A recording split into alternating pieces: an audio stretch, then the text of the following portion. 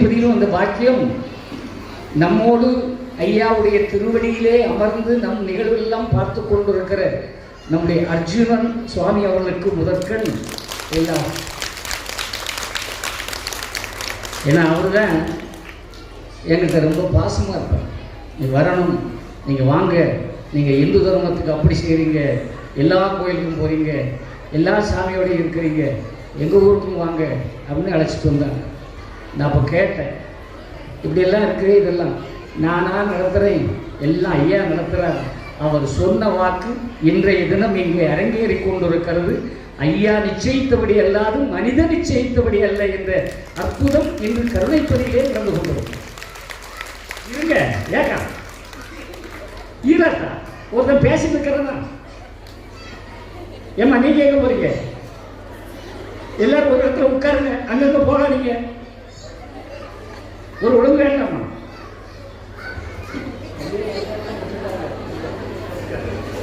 ஓ எஸ்காரா, ஐயாவுடைய வழி நல்லா இருக்கு. அதுலேயும் கருணைப்பதில் பேச வேண்டிய தேவையில்லை.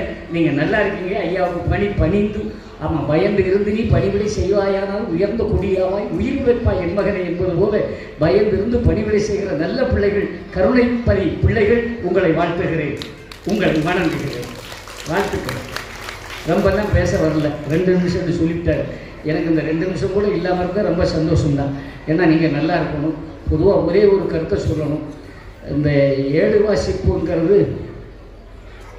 ஐயா சொன்னாங்க, புதுசாக யாராவது வர்றாங்களா நம்ம பதிக்கு, இன்றைக்கி புதுசாக வருவாங்க, 2 சின்ன பையன்மார் இருக்கான், உங்களுக்கு பிடிச்சா பாருங்க அப்படின்னு. சரி யாருங்க? கிருஷ்ணமூர்த்தியை முடிச்சு. ஏன் சின்ன பையனுக்குன்னா 2 பேருக்கு இன்னும் கல்யாணமே ஆகலை. ஏன் கல்யாணம் ஆகலைன்னா 7 படிக்கிறவங்களுக்கு பொண்ணு கொடுக்க மாட்டேன்ட்டாங்க. பிரேம் சங்கத்தை அந்த பிள்ளைகளுக்கு கிடைக்கல. அப்போ கருணைப்பதிக்கு போயிட்டு வா, நிச்சயம் உனக்கு அடுத்த வருஷம் கருணைப்பதிக்கு போக வேண்டிய ஒரு கல்யாணம் தான் சொல்லிட்டு அனுப்புகிறேன். அர்ஜுனன் சாமிஜி ரொம்ப சந்தோஷமாக சிரித்தார். ஆமாய்யா நடக்குமையா நடக்குமையா. இன்னைக்கு அவர் ஐயா பக்கத்தில் இருந்து ஐயாவுடைய திருவடியிலே இருந்து உன்னை ஆசீர்வதிக்கிறார். நிச்சயமாக எல்லாம் உனக்கு கிடைக்கும் என்று நம்பிக்கை. பிள்ளைகள் எல்லாம் ஏழு வச்சாங்களா? தலையாட்டாருங்க, பதில் சொல்லுங்க. ஏழு வச்சாங்களா? ஆமாவா சத்தமா? ஐயா உண்டு சொல்லுங்க. ஐயா உண்டு, ஐயா உண்டு சத்தமா. ஒரு கையை தூக்கி சொல்லுங்க ஐயா உண்டு. இன்னும் ஒரு கையை தூக்கி சொல்லுங்க ஐயா உண்டு. சீக்கிரம் முடியல, சாப்பிட போகணும்.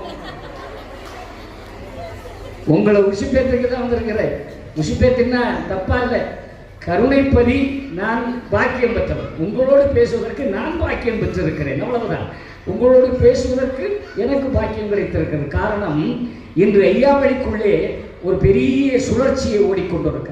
நான் ஆத்தியம் பாடுகின்ற பொழுதெல்லாம் யாருமே கிடையாது. நான் பாட வர நேரத்தில் யாரும் எனக்கு உதவியும் கிடையாது, யாரும் எனக்கு எந்த வகையிலும் இடையூறும் கிடையாது. நான் ஒரு பாட்டு பாடுவேன், 9 பேர் எந்திரிச்சு போயிடுவாங்க. திருநெல்வேலி மாவட்டத்தில் வெங்கடாம்பட்டியில் பாடும்போது 2வது பாட்டு பாடினேன், அங்கே ஒரு 3-4 பேர் அப்படியே சொல்லுவாங்க, என்னடா பண்ணுறது, நம்ம ஐயாவளிக்கு வந்திருக்கோம், இது ஐயா சரியா அப்படின்னு கேட்டாங்க. அப்போ என்ன செய்யலாம்? இனிப்பை கொடுத்து மருந்தை ஊற்றுற கணக்கா 2 சினிமா பாட்டுக்கு ஆளை வச்சு அவங்கள பாட வைப்பேன். அவங்க பாடுவாங்க. அடுத்த நான் ஒரு பாட்டு பாடுவேன். இறைவா, முழுமையாக ஐயாவுடைய வழிபாடு நடத்துவதற்கான பாக்கியத்தை எனக்கு நீ அளிக்க வேண்டும் என்று ஐயாவிட்ட தினமும் கொண்டாடுவேன். ஆனால் இன்று அதை ஐயா நடத்தி காட்டியிருக்கிறார். உலகம் முழுக்க ஐயாவுடைய பிள்ளைகள், தர்மப்பள்ளி மக்கள் இயக்கம், அந்தாலயம், அகில உலக ஐயாவளி சேவமைப்பு என்றெல்லாம் நிறைய இயக்கங்கள் வந்து இன்று ஐயாவையே நல்லா செய்யறாங்க.